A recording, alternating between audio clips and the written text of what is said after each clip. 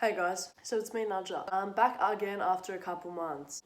I really want to get this story off my chest. This is something that happened to a person I know from a while back. She had a bit of an addiction. She had an addiction to the colour blue. And I know that sounds really weird, but it's actually a thing. She had a blue house in the Blue Mountains in Sydney. Everything was blue from the front door. She had blue stairs, she had blue windows, tinted blue windows, blue bed, blue everything. A blue mansion in the Blue Mountains of Sydney.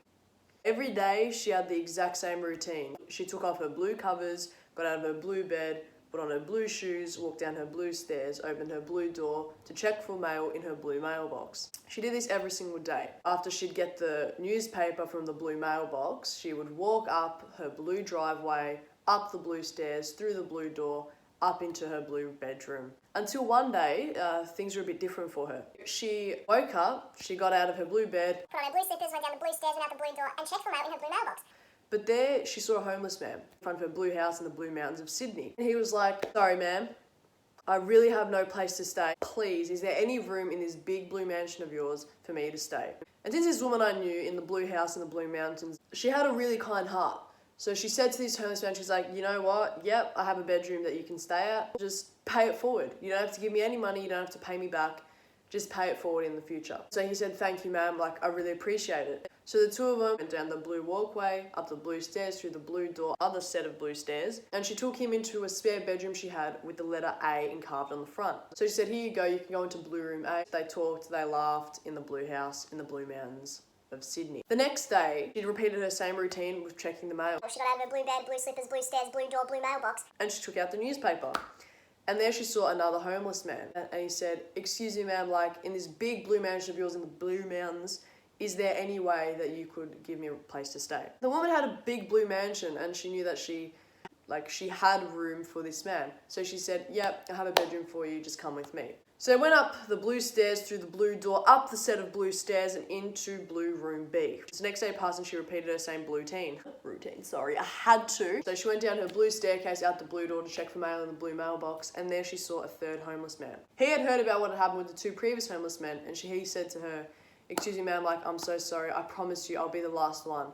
I won't tell anyone what you've done for me. Can you please give me a room in the blue mansion in the Blue Mountains?" And she said to him, "You know what, I have one more room left, sure you can come."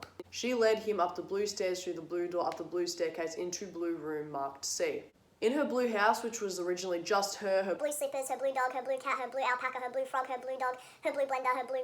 Everything was blue, but she had three men who came in to blue room A, B, and blue room C. And the next day passed. The next morning, she got out of her blue bed, put on her blue slippers, and wanted to go look into room A, B, and C. So she went into blue room A and said, "What would you like for breakfast?" "I have cornflakes and rice bubbles."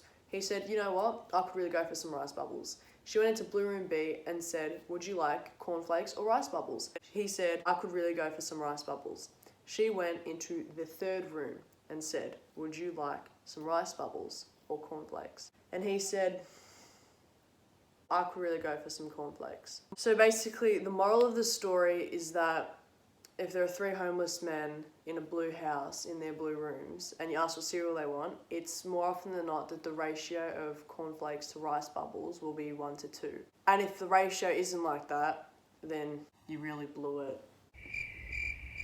I hope you enjoyed that true story of what happened to a friend of mine in the blue mansion in the Blue Mountains. I promise my next videos will not be of me talking shit. I was just really bored and decided to, be a bit of an asshole. So here I am. Please subscribe, like, comment, tell me, what you want me to do in next videos. Because I want to be legit about YouTube and I don't just want to start posting videos every 3 months. Catch ya.